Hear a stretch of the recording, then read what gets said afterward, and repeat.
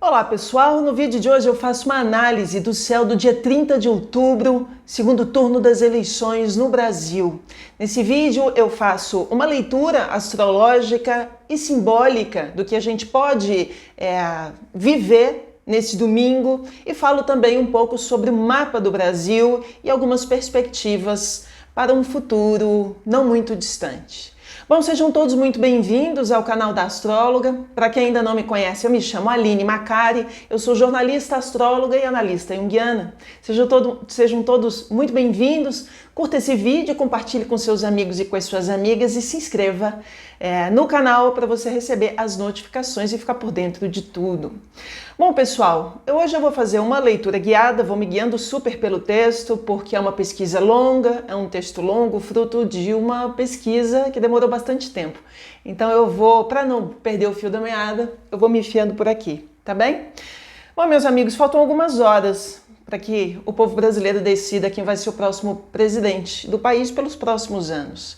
Essa, na verdade, não é uma eleição como outra qualquer, mas uma das decisões mais importantes sobre os destinos da nação, com um impacto direto sobre as próximas décadas e sobre as próximas gerações.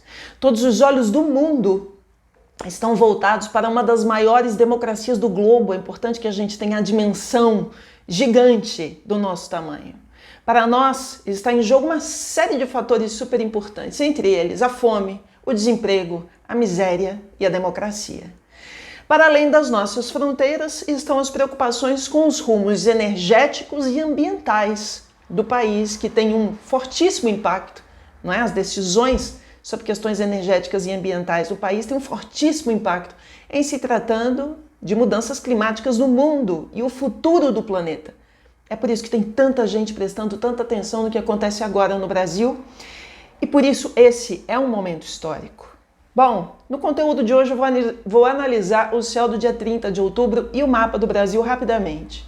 E quem sabe a partir de um olhar sobre o macrocosmo, posicionamento dos planetas do céu do dia 30 e os seus símbolos, quem sabe a gente consiga perceber as potências presentes desse dia. Mas eu gostaria de dizer uma coisa muito importante.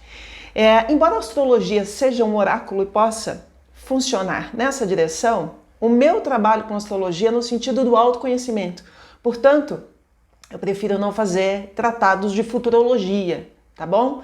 Esse, para mim, é um exercício de autoconhecimento da gente como povo, da gente como figura íntima, enfim, nas nossas questões íntimas e pessoais, a gente como coletivo, a gente como povo brasileiro, a gente como nação e como cidadão planetário, porque essa é uma decisão que a gente vai tomar e vai impactar em muitas outras direções para além das nossas fronteiras. Então é dessa maneira que eu enxergo as coisas também, e sem esquecer que existe uma diferença muito grande entre destino e livre-arbítrio.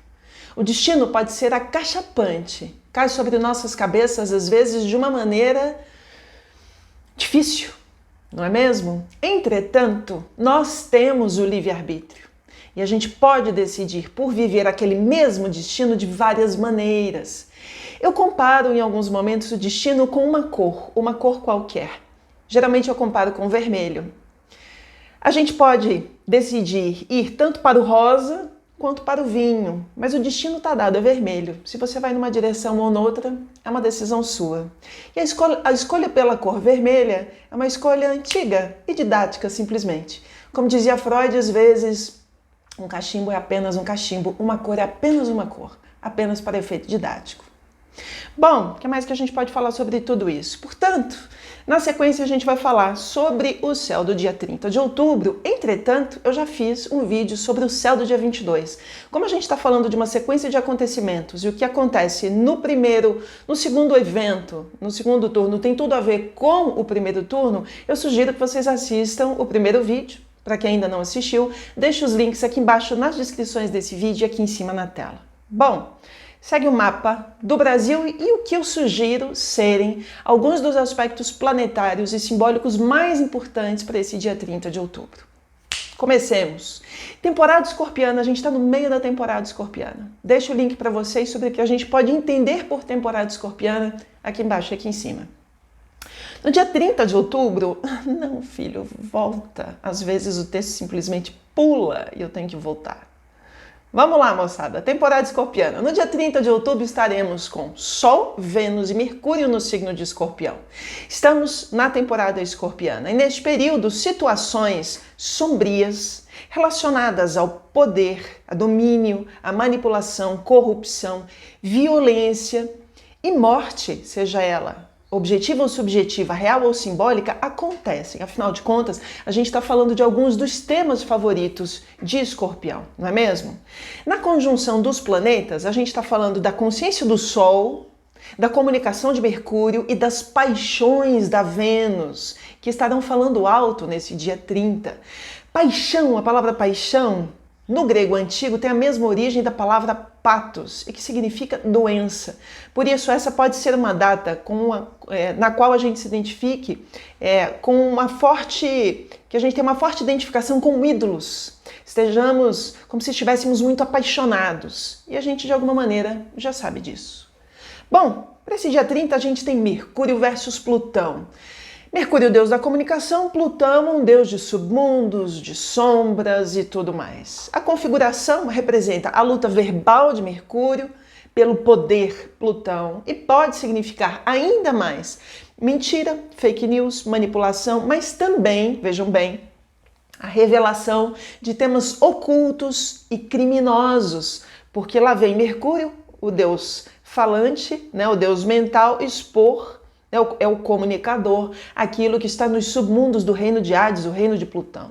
Portanto, conteúdos impróprios, também inverídicos e deepfake podem ser enviados em cima do momento da votação e isso pode provocar um estrago imenso em cima das reputações dos candidatos. Por isso é tão importante a gente apurar os fatos. Não apenas jornalistas devem apurar os fatos, todos nós devemos apurar os fatos e saber de quem a gente está ouvindo, quem fala. De onde fala, para a gente parar de consumir mentira, ok? Isso pode ser feito, como eu já disse, por qualquer um de nós, com tantas emoções envolvidas que consigamos agir de maneira consciente e cautelosa. Esse é um momento que exige da gente muita consciência e cautela. A gente não pode agir com o fígado, com os afetos e com granadas.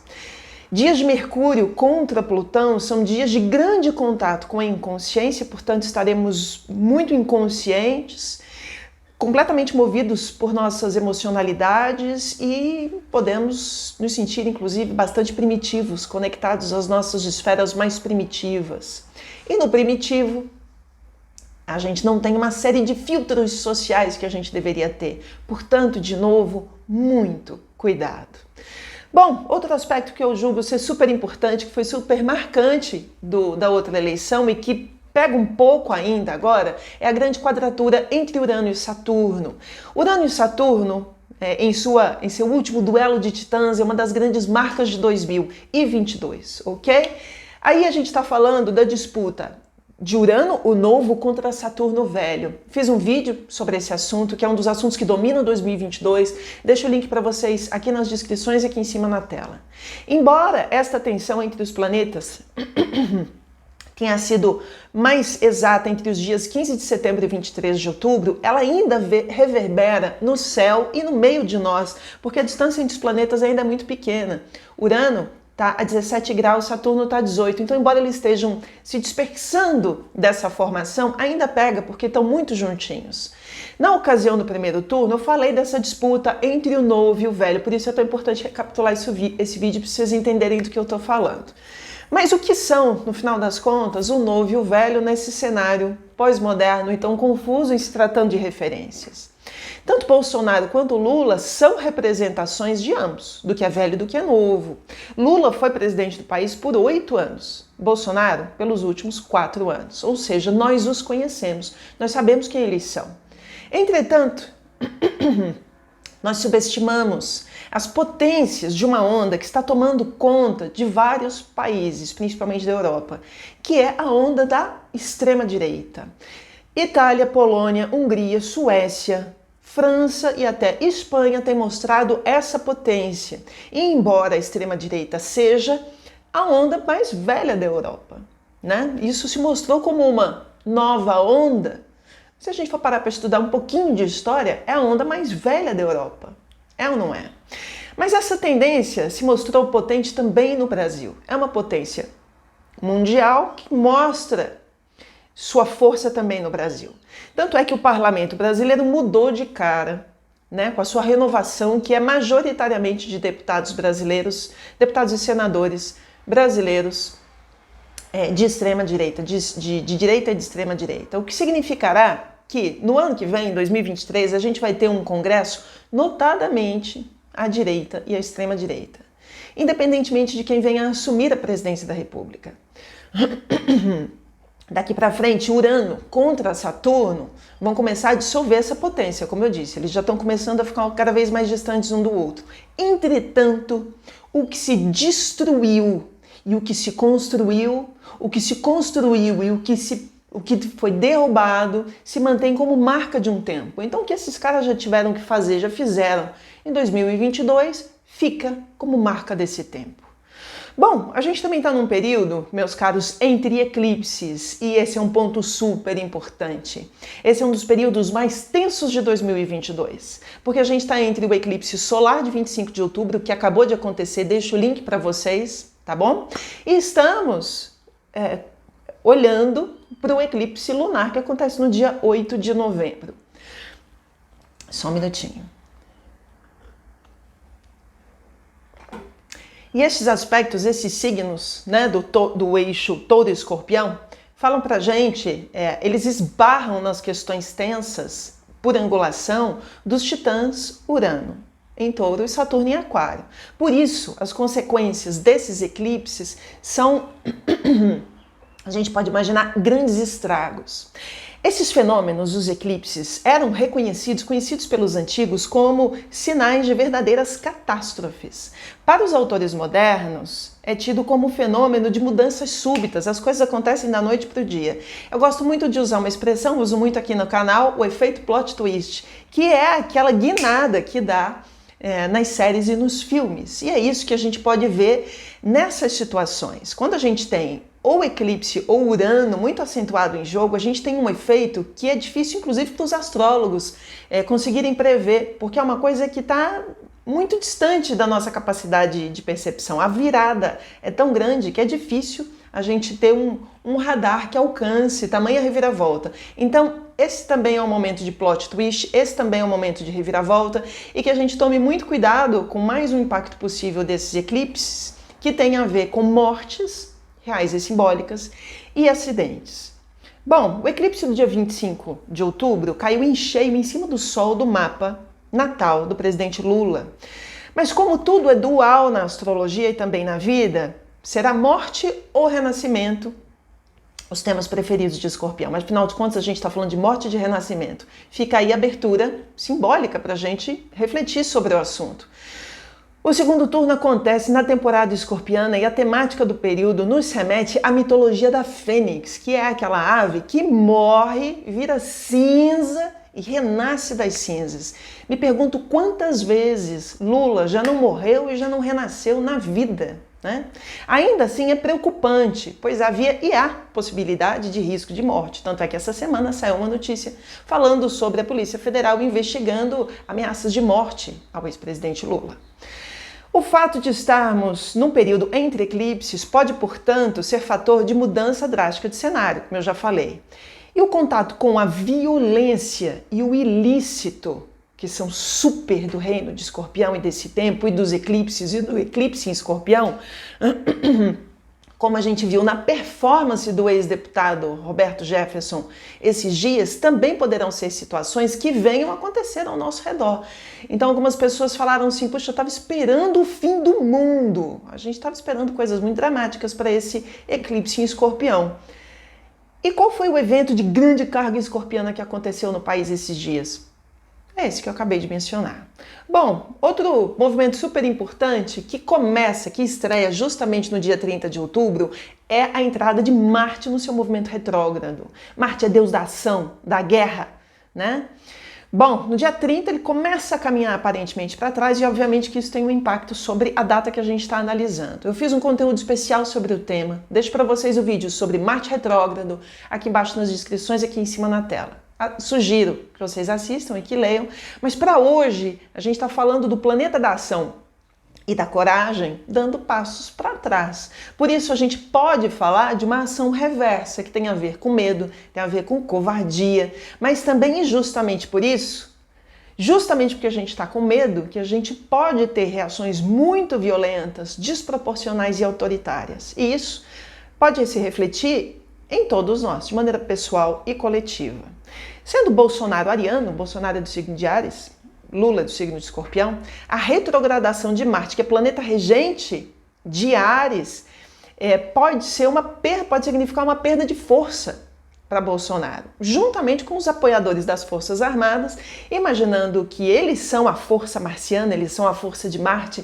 Se Marte é o deus da guerra, quem são os deuses da guerra na Terra? As Forças Armadas e todo o pessoal da segurança. A redução da força pode, portanto, ser sinônimo de enfraquecimento, mas também de uma escalada de violência como reação a esse sentimento de ameaça, ok? Mesmo retrógrado, Marte vai fazer de tudo para não querer perder essa batalha. Bom, vamos falar de Júpiter, que está retrógrado e volta para Peixes também no dia 30. Então também tem um movimento astrológico planetário super importante para o dia 30, que é Júpiter, que é o maior planeta do sistema solar, planeta de sorte e de expansão, mas também de grandes exageros, em retrogradação, saindo de Áries, voltando para Peixes. Ele vai estar no primeiro grauzinho de Peixes nesse dia 30. Vamos lá. No dia 30 de outubro, tal planeta vai estar em Peixes. E tanto no mapa de Bolsonaro quanto de Lula, a gente pode imaginar esse pezinho de coelho, porque Júpiter é meio pezinho de coelho, né? Ajudando aos dois. Num ajuda por conjunção, no outro ajuda por trígono, angulações que são favoráveis para ambos.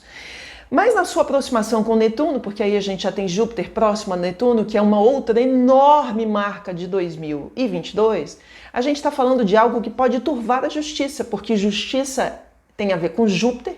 Júpiter é o planeta das leis e Netuno tem a ver com o inconsciente, né?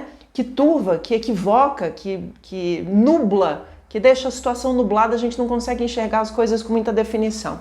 Por isso pode produzir dificuldade e lentidão para as análises das demandas, ok? Hackers podem prejudicar etapas do processo de apuração e divulgação de dados. Eu estou falando sobre questões tecnológicas e de rede, porque tudo que tem a ver com rede tem a ver com Netuno, né? A grande capilaridade de Netuno.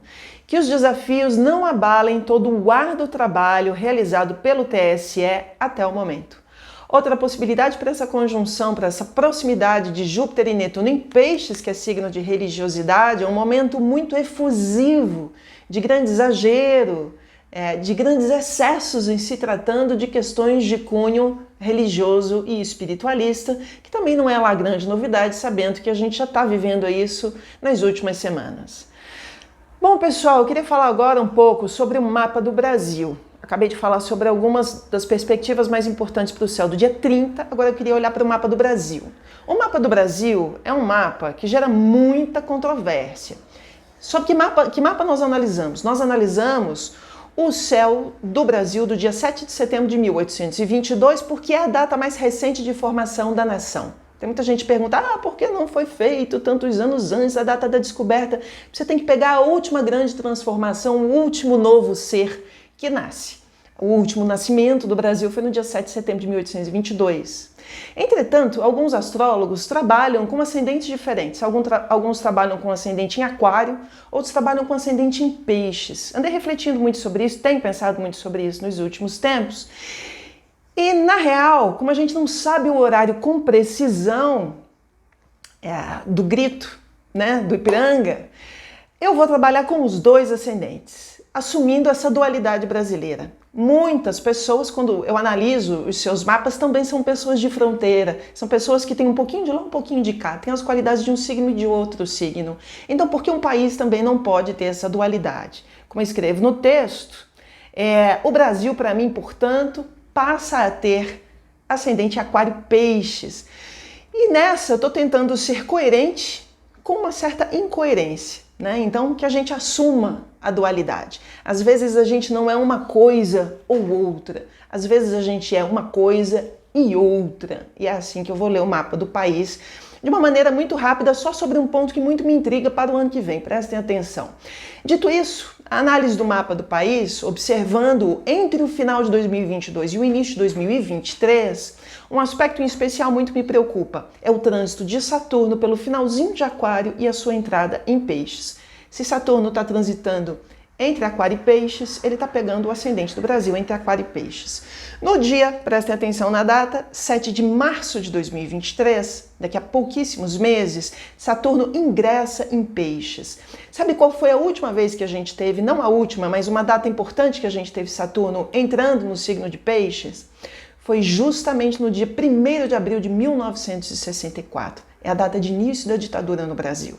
Portanto, Saturno em Peixes é uma das marcas da ditadura. O Brasil teve outras marcas da ditadura, como, por exemplo, a proximidade de Sol e Urano em cima a proximidade de Plutão e Urano em cima do Sol em Virgem. Aquela era uma marca bastante drástica de algo duríssimo que o Brasil enfrentaria. Agora a gente tem uma marca menor, mas ela é também muito importante, ok? Bom, o que a gente pode falar sobre isso? A entrada de Saturno no ascendente do Brasil fala pra gente de grande dificuldade, de tristeza. Saturno não é o deus castrador que dificulta, que faz a gente, vira pra gente e fala assim, ok, agora se vira nos 30, quero ver do que você dá conta, né? Ele é um pai rígido, muito rígido e castrador. Então ele fala pra gente de dificuldade, de tristeza, de cansaço, de exaustão, e isso tudo em nível pessoal e coletivo. Limite. É um planeta que nos fala de limitação, a gente não consegue agir, a gente está, né? De sofrimento, e também fala de escassez. Saturno é um planeta que nos fala de escassez. O que sugere que quem quer que venha a ser presidente do Brasil no ano que vem vai lidar com um período muito difícil. Esse é o ponto da leitura. Enfim, para fechar toda essa questão, queria trazer algumas considerações finais.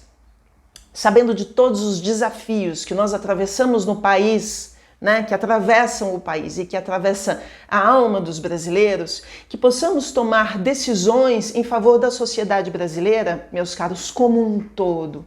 Tem muita gente que está votando muito preocupado com a rua que passa na frente da sua casa, com os juros ali, a respeito de algum investimento que a pessoa esteja fazendo. É muito importante que a gente tenha uma visão mais ampla e que a gente não vote de maneira individualizada, que a gente foque não apenas nos nossos problemas e nas nossas demandas pessoais, pois as marcas de um futuro próximo, com Saturno em Peixes e com Plutão em Aquário, que estreia em 2023 um trânsito de Plutão em Aquário por 20 anos, a gente vai passar por um período de grande exigência e de grande transformação. E é por isso que a gente não deveria brigar. É nesse momento que a gente tem que viver essa onda que vai entre Aquário e Peixes, que nos conta sobre o somos todos um. No final das contas, a partir do momento em que um desses caras ganharem, estaremos todos no mesmo barco, e a melhor coisa que a gente faz por esta nação e por este planeta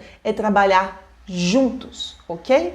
E apenas unidos conseguiremos encontrar soluções possíveis para um país sujeito aos efeitos dramáticos que nos esperam no ano que vem, se tratando de mudanças climáticas, de uma baita de uma recessão global que já está no nosso horizonte e de profundas transformações sociais que virão certamente como efeito disso tudo, como uma grande bola de neve. Então, sejamos todos um. É isso que eu trago, meus amigos, eu espero que isso tenha feito sentido. Como eu disse, esse não é um trabalho de futurologia, não estou aqui para dizer quem vai ganhar ou perder. Há outras coisas em jogo. A astrologia também serve para a gente fazer os outros pensarem, né? É muito fácil você esperar que alguém te diga, que te entregue pronto, né? Uma perspectiva sobre o futuro. É muito mais interessante que a gente ofereça a oportunidade para que as pessoas pensem com suas próprias cabeças sobre os rumos das suas vidas, sejam vidas pessoais ou a vida em coletivo. Então é isso que eu trago para hoje, espero que isso tenha feito sentido para vocês e que ajude, que ilumine as nossas decisões. Se você acha que isso trouxe sentido para você, te tocou de alguma maneira, muito provavelmente vai tocar e trazer sentido para outras pessoas também. Então, por favor, compartilhe esse vídeo com seus amigos e com as suas amigas. Um beijo carinhoso, a gente se vê depois das eleições que o céu nos guie e que o amor nos transforme.